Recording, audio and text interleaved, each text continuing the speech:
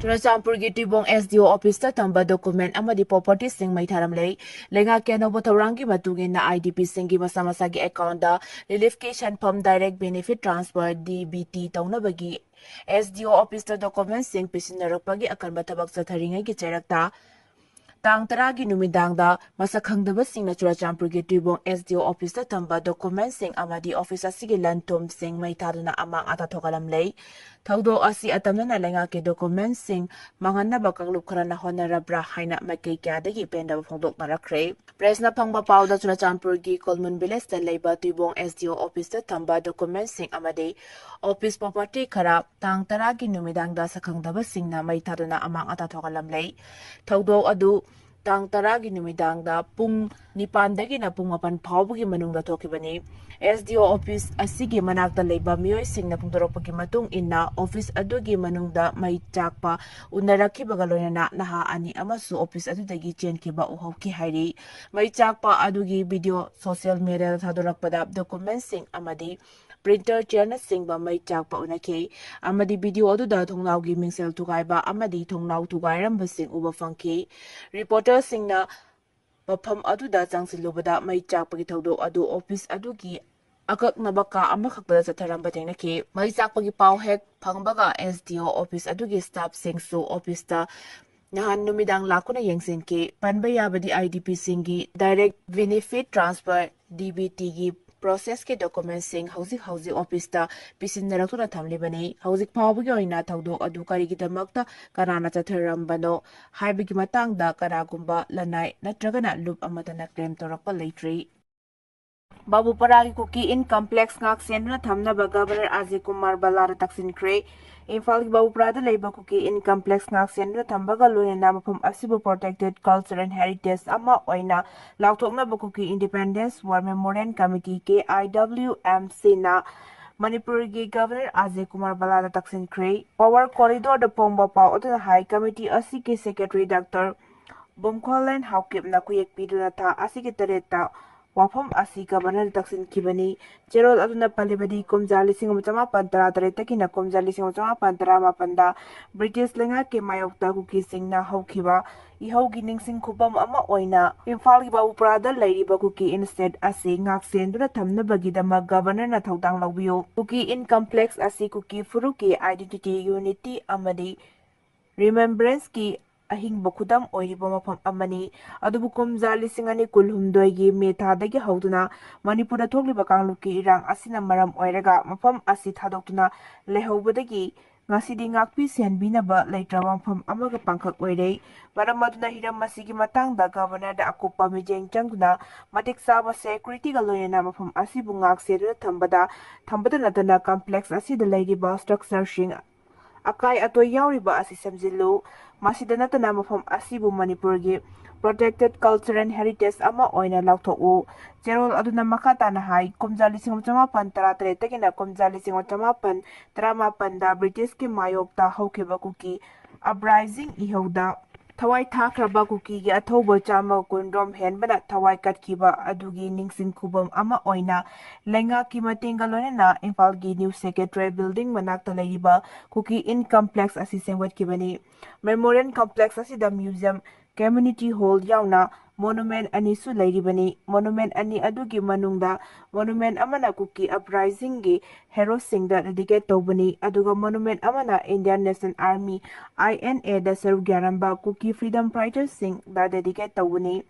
Komjali singani kulhumdoi me thadagi hauna Manipur thokliba irang asina maram oiraga kuki furuki miyoi singna Imphal thadoktuna lanjennabadagi furup asigi yamna maru oiba mafam ama oiriba kuki in complex asi ngasidi ngakpi senbinaba leitre thokliba irang asigi haurakpada complex asigi building amasu mai chakuna akai atoi nanghankhiba leirabani mafam asibu ngakpi senbidana thamba haibasina kuki furuki puwarigi khudam ama oiriba mafam asi mangkhigadra haibagi dungnangba lei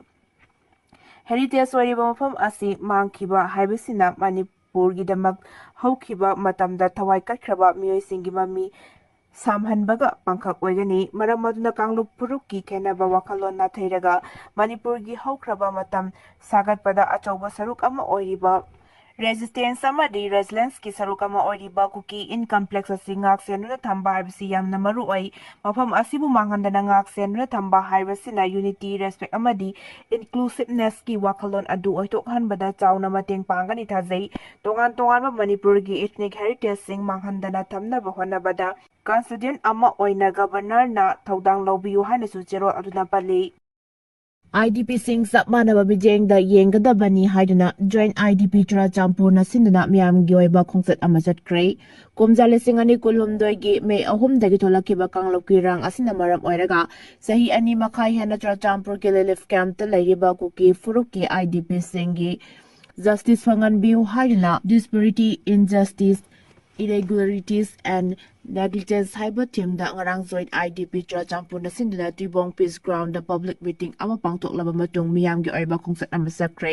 ngarang pangtokhiba public meeting aduda IDP sengi justice puraktana peace purakpa oithokloi Churachanpur lairiba IDP lising mapan henba asi lengak na support ama tapibidrei IDP singbu district amadi community khaidana sapmanaba bijeng da yengadabani sahi ani henna IDP singi justice piba ngamda lairiba asi yaba ngamloi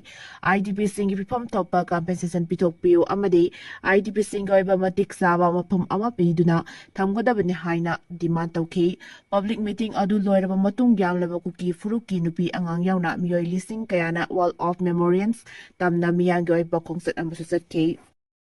Yuzi mga pare popi pambising yantakre police control room na ngarang numidang thokpa general amada ngarang police na RPF PLA gi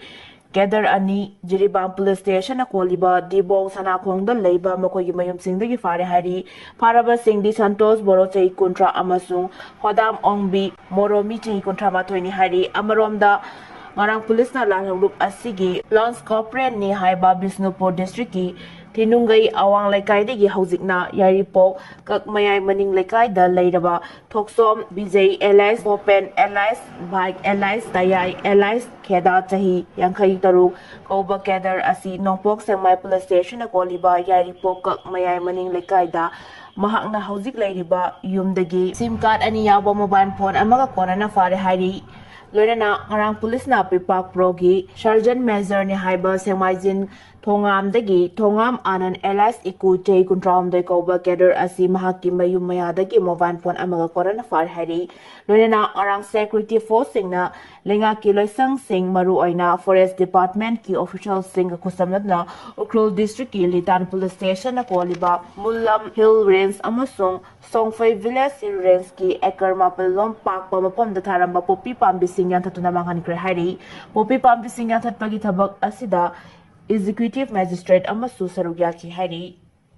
Union Minister Ajay Tamtana Churachanpur gi pipam yengchinkre Union Minister of State for Road Transport and Highways Ajay Tamtana ngarang Churachanpur district ta paikal liba chakotharang gi tabak sing yengchinkre Union Minister Ajay Tamtana Churachanpur da thunglabada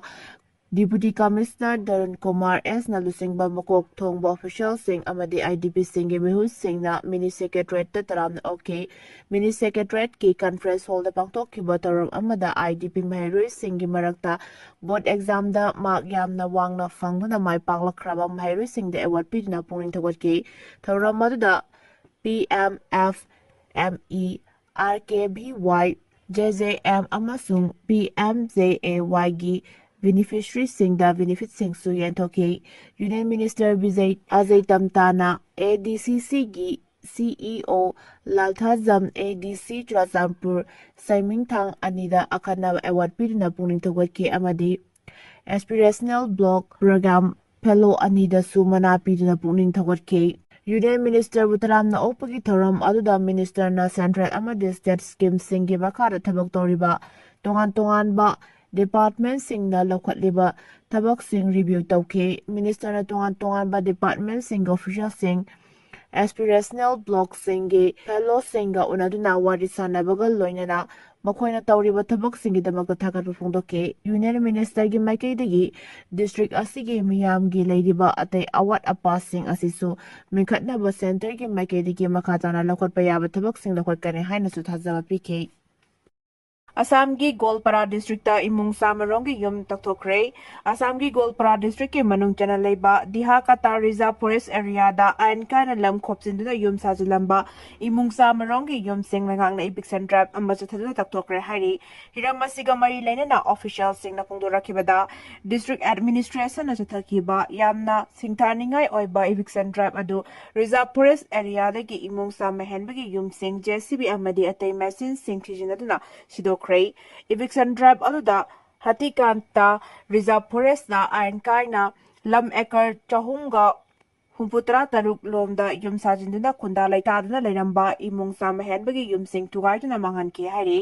mafam aluda leiramba miyoi singi sada humputara romdi hana yum thadokuna charkiramle haina deputy commissioner Pradeep Tingmungna phungdoki Drive aduda thoganingdaba thawdok amata thokide numit 15 gi mamangda evictiongi notice masa-masada Viki shelter shing adu notice phanglaba matungda yum thadoktuda chakibani eviction drive aduda masing yamlaba security gi miyoina chawna mating pangki haina deputy commissioner na makataki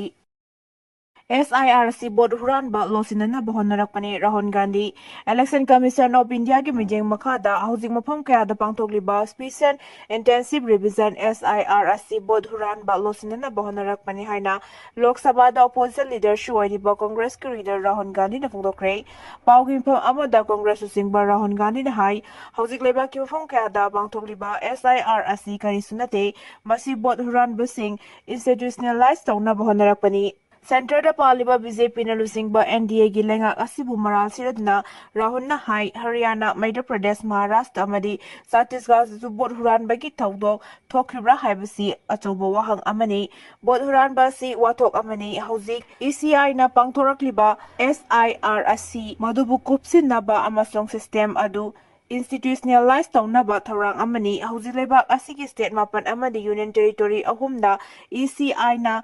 SIR pangthokpa haukhre thabak aduna state sing amadi union territory sing adugi district chahunga kunmathoi amasung assembly constituency lisingamoga chamriga marfutara humdoi da leiba electoral crore yankhai mathoi rom konsin gani hairi